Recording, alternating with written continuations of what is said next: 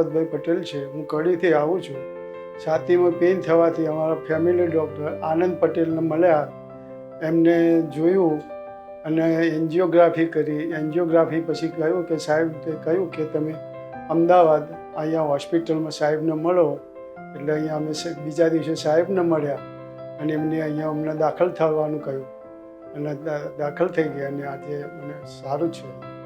ત્યાં આગળ એન્જિયો બાયપાસ કરવાનું કીધું હતું, પણ સાહેબે અહીંયા રશેશભાઈ પોથીવાળા સાહેબનો કોન્ટેક કર્યો અને અહીંયા મળ્યા અને નવી ટેકનોલોજીથી અમને કરી દીધું સરસ. આજે હું એક નવી ટેકનોલોજી જે એન્જિયોપ્લાસ્ટીમાં વર્લ્ડમાં આવી છે એના વિશે વાત કરવા જઈ રહ્યો છું. એને આપણે AI ગાઇડેડ એન્જિયોપ્લાસ્ટી કે 3D એન્જિયોપ્લાસ્ટીનું લેટેસ્ટ વર્ઝન જે સ્ટર્લિંગ હોસ્પિટલ ખાતે અમદાવાદમાં અત્યાર સુધીનું પહેલું મશીન અમે વસાવેલું છે અને એના દ્વારા અમે ઘણા કોમ્પ્લેક્સ કેસો સક્સેસફુલી કર્યા છે.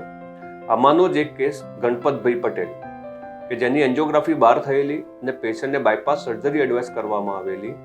કેસ ખરેખર રચનાની દ્રષ્ટિએ બહુ જ કોમ્પ્લેક્સ હતો, એન્જિયોપ્લાસ્ટી ડિફિકલ્ટ હતી, પણ અમારા નવા વસાવેલા AI ગાઇડેડ ટૂલે એને બહુ સરળતાથી સરસ રીતે 3 સ્ટેન્ટ મૂકીને ક્લિયર કર્યું અને આજે જ આ પેશન્ટ અમે ડિસ્ચાર્જ કરીએ છીએ 2 દિવસમાં. જે બાયપાસ પછી 15 દિવસ લાગે, પેશન્ટનો વેન્ટિલેટર, સ્ટર્નલ, વૂન્ડ અને મલ્ટિપલ કોમ્પ્લિકેશન્સ.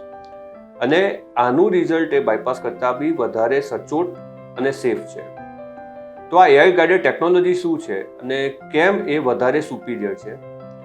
તો એના કારણોમાં હું એવું કહીશ કે it is more precision. So precision is the first step. એ અમને એટલું એક્યુરેટ કમ્પ્લીટ મેડિકલ ડેટા આપી દે છે, રચનાનો પ્રકાર જણાવી દે છે અને અકોર્ડિંગલી અમને ગાઈડ કરી લે છે કે કેટલા પ્રેશરે ફૂલાવવું, કેલ્શિયમ કેટલું છે, ક્લોટ કેટલો છે અને શું શું સારવાર આપવી. સાદી લેંગ્વેજમાં કહું ને તો જે હ્યુમન એરર હોય આવી કોમ્પ્લેક્સ એન્જિયોપ્લાસ્ટીમાં એ AI ગાઇડેડ ટૂલના લીધે કમ્પ્લીટલી એલિમિનેટ થઈ જાય છે. It is more efficient. Efficient એટલા માટે કે આપણી પાસે જો સારો એક્યુરેટ ડેટા હોય તો આપણે એની સારી રીતે એક્યુરેટલી એન્જિયોપ્લાસ્ટી કરી શકીએ, બહુ જ પ્રિસાઇસલી અને સેફલી સ્ટેન્ટ ડિલિવર કરી શકીએ. અને સ્ટેન્ટના રિઝલ્ટ એટલા સારા હોય છે કે ફ્યુચરમાં ફરીવાર બ્લોક થવાની સંભાવના સાદી એન્જિયોપ્લાસ્ટી અથવા બાયપાસ કરતાં 10 ગણી ઓછી થઈ જાય છે. સો 10 ટાઈમ્સ લેસ રિસ્ટિનોસિસ કે રીબ્લોકેજ આપણે કહી શકીએ. આ એનો મેજર એડવાન્ટેજ છે. ત્રીજી વસ્તુ કે પેશન્ટને સપોઝ કોઈક વખત લોહી પાતું કરવાની ગોળી બંધ કરવાની થાય, લાઈક નોન કાર્ડિયાક સર્જરી આવી જાય, ન્યુરો સર્જરી આવી જાય, તો નોર્મલી એવું કહેવાય કે સ્ટેન્ટ પછી એ દવા બંધ કરવામાં તકલીફ પડે અથવા સ્ટેન્ટ બંધ થવાની સંભાવના વધી જતી હોય. તો આ AI ગાઇડેડ એન્જિયોપ્લાસ્ટી અમે જ્યારે કરીએ છીએ ત્યારે એ સંભાવના નહીવત થઈ જાય છે અને અમે સેફલી એ દવા બંધ કરી શકીએ છીએ. અને ડેટા પણ એવું કહે છે કે એક સાદી રીતે એન્જિયોપ્લાસ્ટી કરો અને AI ગાઇડેડ એન્જિયોપ્લાસ્ટી કરીએ તો ફરીવાર બ્લોક થવાની સંભાવના, ફરીવાર હાર્ટ એટેક આવવાની સંભાવના કે રિપીટ રિવાસ્ક્યુલાઇઝેશનની સંભાવના એ AI ગાઇડેડ એન્જિયોપ્લાસ્ટીમાં 70% ઓછી છે.